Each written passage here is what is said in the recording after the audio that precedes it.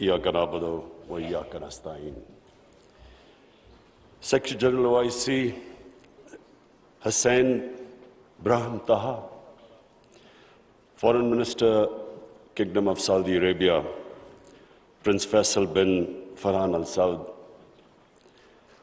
Honorable Foreign Minister of China, Wang Yi, Royal Highnesses, Honorable Foreign Ministers, Excellencies, ladies and gentlemen. First of all, let me welcome you with great joy and happiness on this 48th Foreign Ministers OIC meeting. And it's being held in Islamabad at a time when we are celebrating our 75th anniversary of our independence. So I want to warmly welcome you. I hope you have a great stay here. And from the people of Pakistan, they are overjoyed that all of you are here and on this special occasion. Today I want to especially congratulate our OIC members because of a landmark resolution passed in the United Nations declaring 15th March as a day to combat Islamophobia.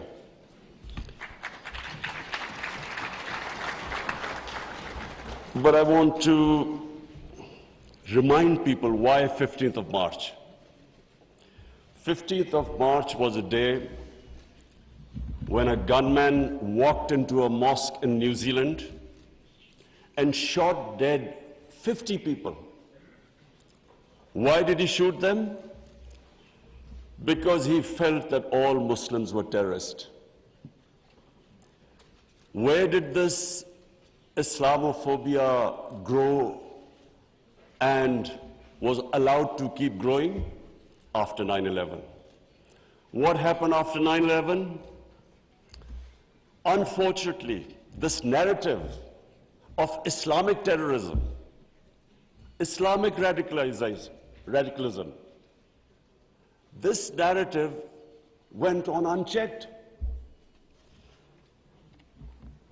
Respected foreign ministers, I have spent a lot of my life in England, touring all over the world as an international sportsman.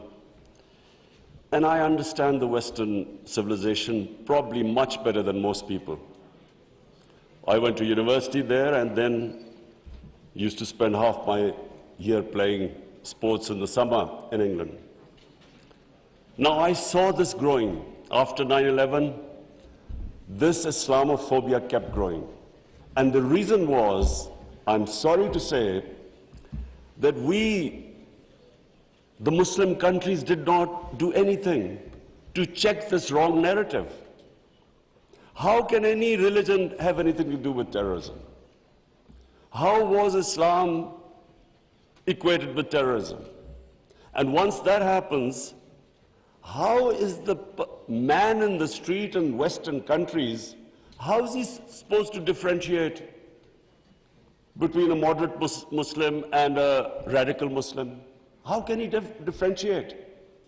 Hence, this man walks into a mosque and shoots everyone he could.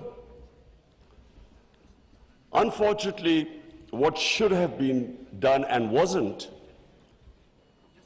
the heads of Muslim countries should have taken a stand on this. But instead, a lot of our heads of state kept saying things like, well, we are moderate. The moment you say you're a moderate Muslim, you automatically say that there is some extreme form of Islam. Our head of state at the time, after 9/11, he coined a phrase called enlightened moderation. I understand English better than most. I still don't know what it means. Enlightened moderation was a term to appease those who were relating terrorism to Islam. And unfortunately, as a result, there was this perception that there are different types of Islam. There's some radical Islam, there's some moderate, there's some liberal Islam. There is only one Islam, Islam of our Prophet Muhammad sallallahu alaihi wasallam. There is no other Islam. In human communities, in every human community, you have your moderates, you have your liberals, you have your conservatives, you have your fanatics. Every human community has that. The man who walked into the mosque in New Zealand clearly was not a normal person. So, but why no other human community was branded with their religion? 1.5 billion people branded by these terms. And there always should be self-criticism, because that's how you improve. Unless you analyze your mistakes, you can't improve yourself. So that was the biggest mistake we made. We did not challenge this narrative. And guess who suffered? Muslims living in Western countries. They kept suffering, because any incident would happen, any terrorist incident by a Muslim immediately meant that every Muslim became branded. When 9/11 happened, I still remember, people were petrified in Pakistan that I hope there was no Pakistani involved. How could how could whole community be responsible for some fanatical deed by some extremists? So therefore, this was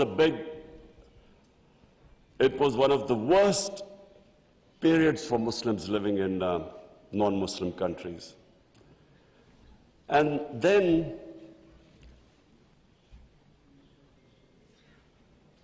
in 1989, there was a book called Satanic Verses, written by a Muslim who knew, because he came from a Muslim family, he knew the reaction in the Muslim world amongst the Muslims if he insulted or mocked or ridiculed our Holy Prophet, peace be upon him. But what happened after 1989 was, rather than again the Muslim world coming up with an intellectual narrative, trying to explain to them that why do we feel, why are we so hurt when our Holy Prophet is ridiculed? Why does it hurt us so much? Living in and knowing the Western societies, I knew why they couldn't understand, because they do not treat religion like we do. Jesus Christ is not treated the way we in the West, the way we treat our Holy Prophet here. So they couldn't understand what was going on. Why were there demonstrations? Why were there death threats to Salman Rushdie? So they kept thinking that the Muslims do not allow freedom of expression. So Muslim world is intolerant. It doesn't allow freedom of expression. They were able to vilify our religion. And yet there was no coherent response from the Muslim world. And therefore, we kept into the cycle. Every few years, there would be some cartoons, insulting cartoons against our Prophet. Every few years, there would be something insulting him. We would respond. There would be some act of extremists. They would not respond. So this Islamophobia, this cycle, kept getting worse. And poor Muslims living in Western societies kept suffering.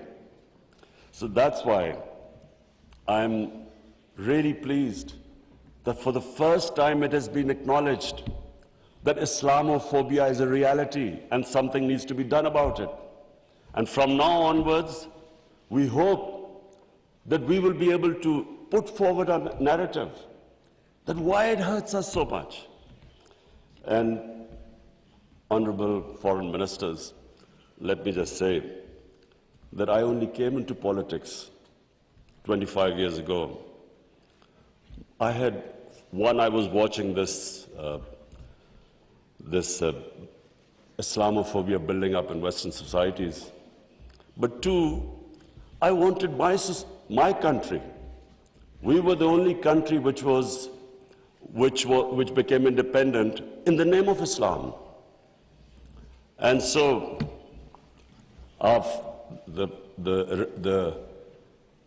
the objective resolution of our founding fathers was to make an Islamic welfare state based on the state of Medina.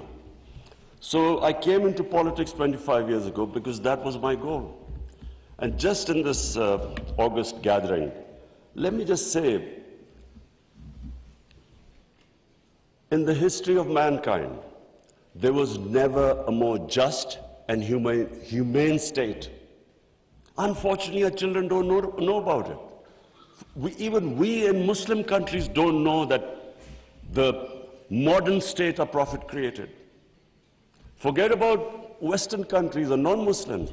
How would they know about it when we ourselves don't understand that he created a state which laid the foundation of one of the greatest civilizations in human history for the next few hundred years? And that foundation was laid in the state of Medina. So what was that foundation? This is again what most people don't understand. And I'm glad that Foreign Minister Wang Yi is here, because I want people to understand what was it that caused this great revolution, one of the greatest revolutions of all times. The state of Medina was one of the greatest revolutions. What was it? Number one, our Prophet was given the title in our holy book, the Quran, as Rahmatul lil Alameen, mercy for mankind, not mercy for Muslims. He came as a mercy for mankind. He came to unite mankind, not divide mankind.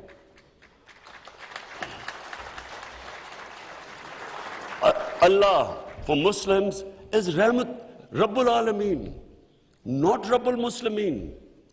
We do not understand, we Muslims don't understand the great mission our Prophet came in this world for, to unite humanity. The Charter of Medina was signed with Jews, with Christians, with Sabians, and with pagans. All became part of a human community. We don't even realize that in 10 years which the Prophet came to Medina and then he left this world, people think that it was, through conquests and through the sword. Hardly anyone knows that in these 10 years, there were only about 1,200 people who were killed in battles. In these 10 years, 1,200 people died and Islam spread all over Arabia. So it was a revolution of ideas. He created a new system. So the state of Medina, he created the best rule of law. The basis of a civilized society is rule of law. His saying that even if my daughter commits a crime, she will be punished. No one is above law. His saying that many nations before you have been destroyed, where the powerful crooks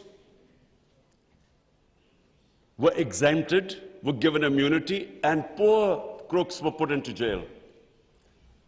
If you look at the world right now, Excellencies, I can tell you, just look at all the poor countries.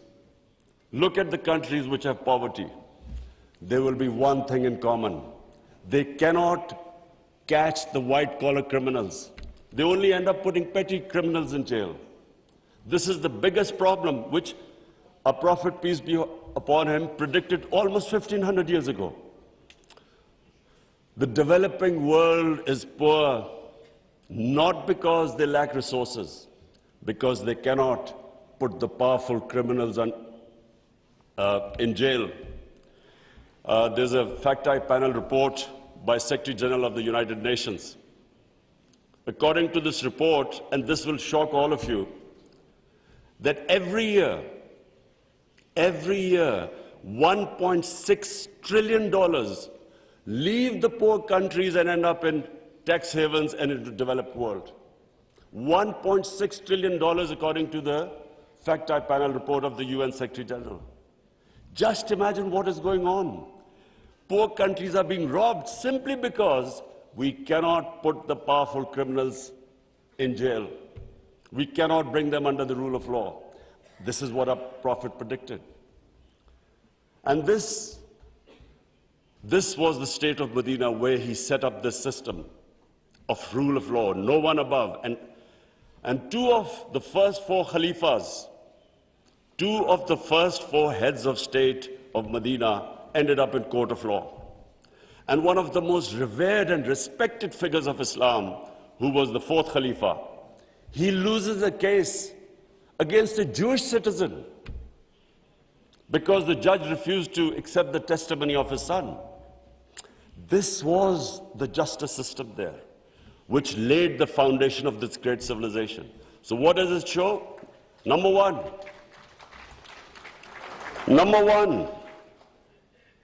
that minorities were equal citizens. They were equal citizens in front of law. There was no discrimination. Secondly, it shows that a common citizen could win a case against the head of state. No one was above law. This is 600 years before the Magna Carta was signed in England, which was the beginning of the democratic struggle of Britain. And it took them years before they could actually bring their head of state under the rule of law. This is what happened in the state of Medina. It was ahead of its time. And then it was the first welfare state in the history of mankind. Compassion, humanity. It was a state which took care of its weak, its orphans, its widows, its poor people. It was the first time pensions were introduced in the state of Medina. They took care of the old people. A compassionate state. A state where they wanted to please the Almighty. How do you please the Almighty Allah? By looking after His human beings, especially the weak. This is what happened in the state of Medina. And today, I feel sad whenever I go to Scandinavia. I see what a welfare state should be in all over the Muslim world. Look at humanity there. Look at the way they look after the weak. In fact, sometimes I'm sad because they look after the animals better than some of us look after our human beings. And remember, He's Rahmatul Alameen, so whoever listened to His message, whichever human community will prosper. It doesn't matter, because for all humanity, He brought the message of mercy. If you look at Switzerland, in the rule of law index, Switzerland is 99%. 99%. So with hardly any resources, it is one of the most prosperous countries in the world. So as I said, anyone who goes by the model of Medina will prosper. And then, quest for knowledge. Foreign Minister Wang Yi, you'll be surprised, one of our prophets saying, he said, even if you have to go to China to learn and quest for knowledge, you must go there. Now, first, China at that time was center of knowledge, but it meant even risking your life. Going from, at that time, Arabia to China meant you might not come back. So that was the quest of knowledge. You have to seek knowledge from cradle to grave. He sparked off this great knowledge revolution. For hundreds of years, the top scientists were Muslims because they thought quest for knowledge was a sacred duty. Look at the situation in the Muslim world today. How much do we have a quest for knowledge? And then we get so much, wherever you go, Muslims we imprison our women have no rights. And sometimes, it almost seemed that the US invaded Afghanistan to liberate their women. There was no other reason except to liberate the women. Somehow our women are in prison. Let me just tell you that it was a revolutionary move by our Prophet that women were given inheritance rights. They were empowered. In Europe, even 100 years ago, the women barely got their inheritance rights. 1,500 years ago, women were given their rights. And no one seems to know this. And sadly, cultural issues are equated to our religion. We cannot explain, sometimes Western people say, they confuse culture with religion. I'm sad to say in Pakistan, we discovered 70% of our women do not get inheritance rights. So we have especially had to pass law to enforce that women must get their inheritance rights. This is 1,500 years later. And no one knows this. Slaves, honorable foreign ministers, nowhere in human history has this happened. That slaves became kings. The Mamluks were slaves who became kings in Egypt. In India, there was slave dynasty that became kings. Why? Because the Prophet said, treat your slaves as family members. Best to free them, if not, treat them as equal family members. So he was the greatest human being that ever stepped foot. There'll never be a human being like them. Anyone close to the Prophet became leaders.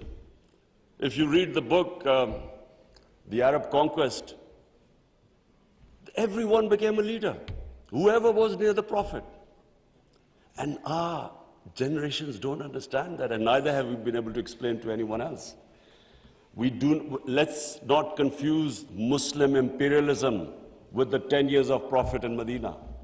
Let's not confuse that, because that was not what the Prophet preached, where the Muslims went all over the world conquering. It is not what the Prophets, the whole revolution was of ideas.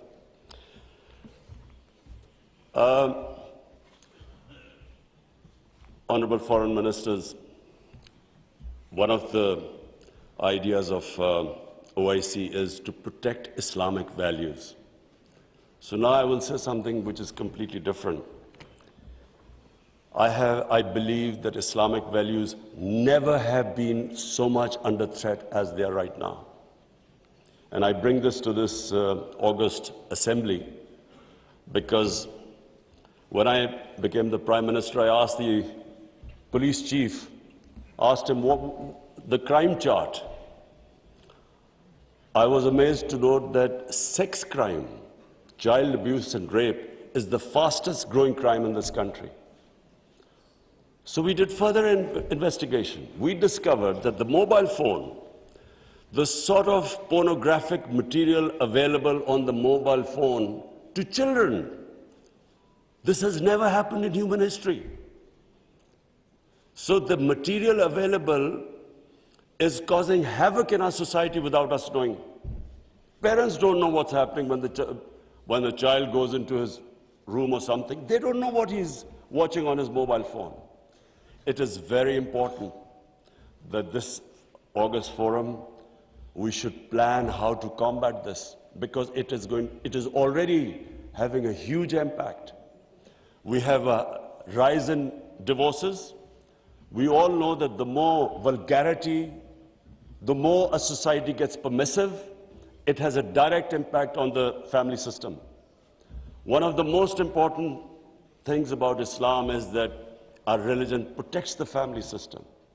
We have values like we respect parents, we have respect for our teachers, but the culture that is coming through, social media, we really need to think carefully, how are we going to protect our generations?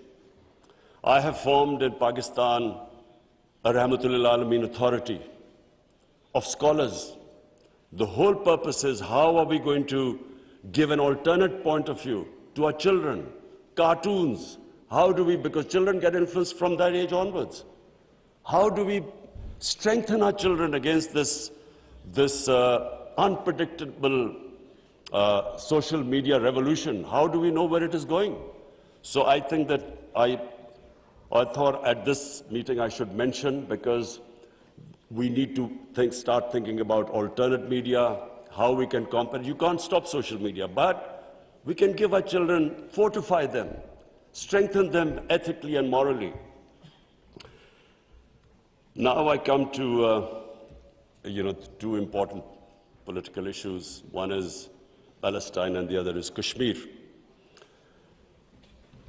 Honorable Foreign Ministers, we have failed both the Palestinians and the people of Kashmir. I'm sad to say that we have been able to make no impact at all. They don't take us seriously. We are a divided house, and those powers know it. We are 1.5 billion people, and yet our voice to stop this blatant injustice is insignificant. We are not talking about conquering some country. We are simply talking about the human rights of the people of Kashmir and Palestine, the international law, which is on their side, United Nations Security Council resolutions that back their right. In Kashmir, the international community promised them the right to decide their own destiny through a plebiscite. That right was never given to them. In fact, the special status of Kashmir was taken away illegally by India on 5th August 2019. Nothing happened because they feel no pressure. They feel we can make a resolution and then, back to our usual business. I'm not talking about altering our foreign policies. All of us countries have our different foreign policies. But on core issues, I'm asking the OIC that unless we have a united front, we will keep these abuses will happen. Like in Palestine, it's daylight robbery going on in Palestine. The only hope I have is now, because of social media, first time in Western countries, there's awareness of what's going on to the poor Palestinians. That is, so far, much more than the OIC. It's the mobile phone and the spread of information of the injustices being done to the Palestinians. That is the best, at the moment, the best way to protect them, not us. In Kashmir, it's a war crime, according to the 4th Geneva Convention, to change the demography of an occupied land. India is changing the demography of Kashmir by making the Muslims from a majority to a minority, by bringing in settlers from outside. This is a war crime. Yet no one is pushed about it. Neither India is pushed nor Israel, because they think we are ineffective. So, Honorable Foreign Ministers, let me just say that the way the world is headed, I'm afraid it's headed the wrong way. There's a Cold War almost started. There is a chance of world being divided into blocks. We 1.5 billion people, unless we are united, unless we take a united stand, we'll be nowhere. As what I'm scared to say where the future is headed right now. Before I come to Ukraine, I just want to talk about Afghanistan. It is extremely important that we stabilize.